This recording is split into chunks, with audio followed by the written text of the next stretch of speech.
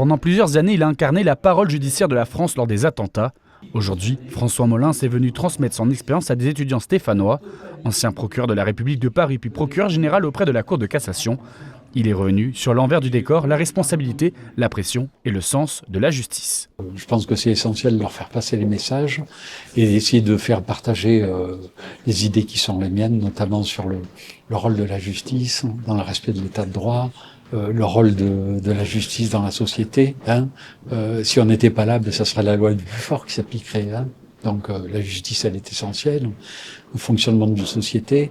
Et je crois que c'est aussi l'occasion d'essayer de développer les valeurs auxquelles je crois, auxquelles j'ai toujours cru quand j'exerçais mon métier de magistrat. Une parole rare qui résonne auprès d'une génération marquée par ces événements. Vraiment, ce regard en tant que procureur très expérimenté, je pense qu'il est fondamental pour nous et qui va nous permettre à l'issue, j'espère, de suivre le même chemin.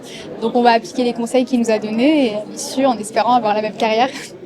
Le moment qui m'a particulièrement marqué, c'est lorsqu'il a parlé de la place des femmes au sein des professions juridiques et je trouve que c'est un message très très fort aujourd'hui, puisque même si aujourd'hui les femmes sont très représentées dans les professions juridiques, judiciaires, malheureusement un plafond de verre demeure et je trouve qu'il est important justement de donner ce message-là aux étudiantes de demain.